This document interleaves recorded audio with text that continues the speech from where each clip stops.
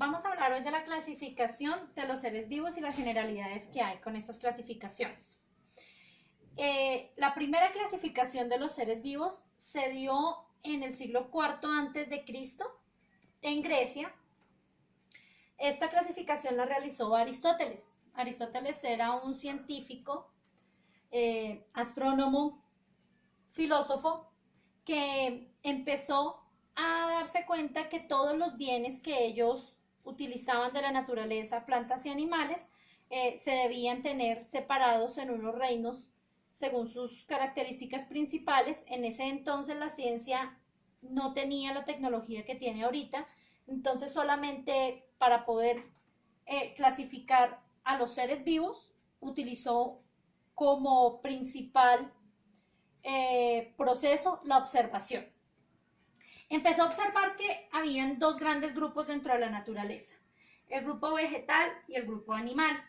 Dentro del grupo vegetal él empezó a clasificar todo lo que son flores, árboles, verduras, sin importar si tenían diferencias en el tallo, en las hojas, si tenían hojas o si no las tenían.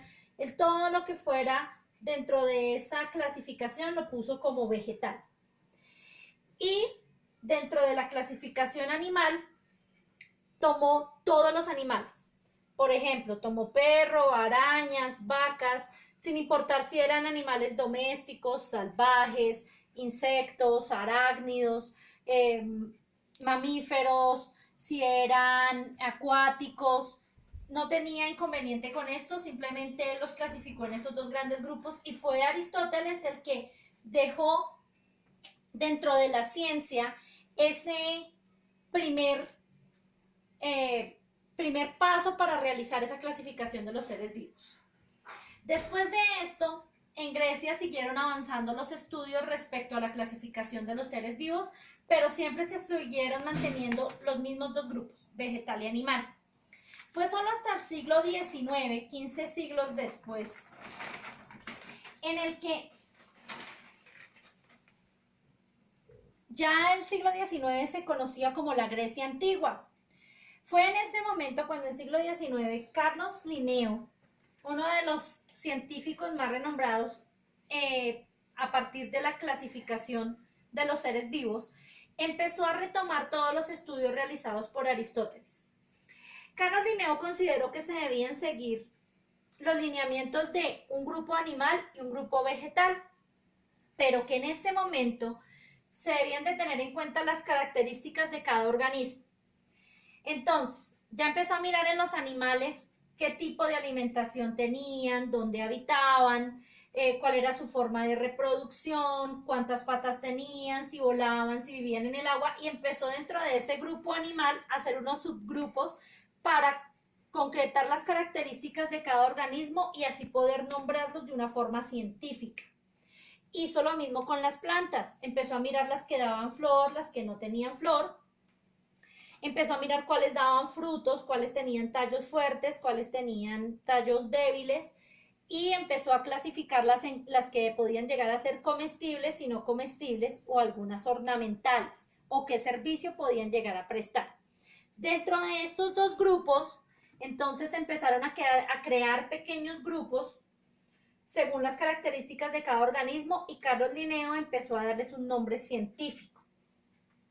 Pasados ya a finales del siglo XIX, los científicos con más ayuda tecnológica empezaron a retomar los estudios de Aristóteles y Carlos Linneo, llegando hasta la época actual, donde ya empezaron a mirar las características de los reinos que conocemos hasta este momento.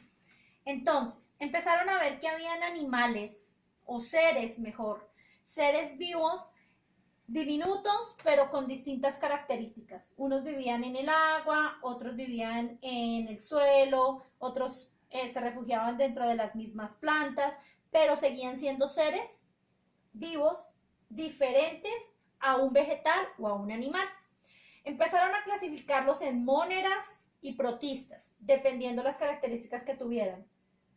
Estos dos reinos tienen como característica que la mayoría de sus organismos son unicelulares. Entonces, una sola célula es la encargada de realizar todo el trabajo dentro de ese organismo. Ya después entonces de tener clasificados estos microorganismos en móneras y protistas, se dirigieron a mirar unos seres que estaban metidos dentro del grupo vegetal, dentro del reino vegetal que nombró Carlos Linneo, pero en ese momento los hongos empezaron a mostrar ciertas características diferentes a las plantas. ¿Cuáles eran las características diferentes a las plantas? Los hongos no tienen hojas, no tienen unas raíces tan fuertes como la de la mayoría de las plantas, y aparte de eso, ellos no están solamente sembrados como los hongos sombrilla que conocemos regularmente en los prados. No, ellos también tienen otra característica.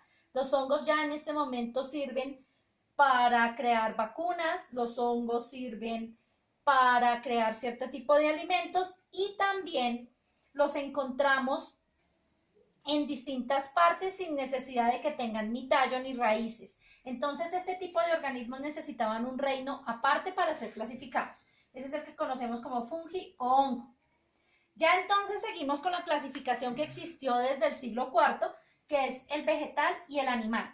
En el vegetal tenemos todas las plantas, todas aquellas que tienen clorofila, todas aquellas que producen su propio alimento por medio de fotosíntesis.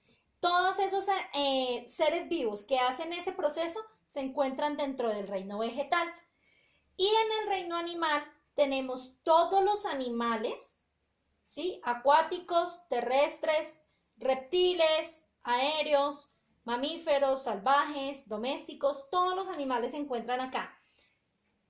Ahora, resulta que tenemos otro tipo de seres vivos que son gran cantidad.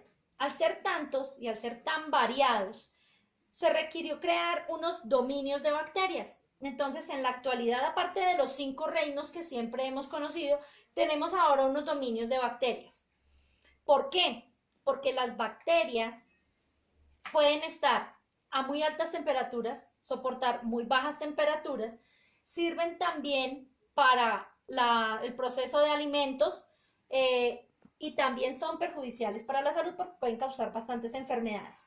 Como hay tantas bacterias y tantos tipos de bacterias y siguen siendo un organismo vivo, se crearon 3 dominios de bacterias, que es lo que vamos a empezar a desglosar en nuestra próxima clase respecto a cada uno de los reinos y los dominios de bacterias. Muchas gracias.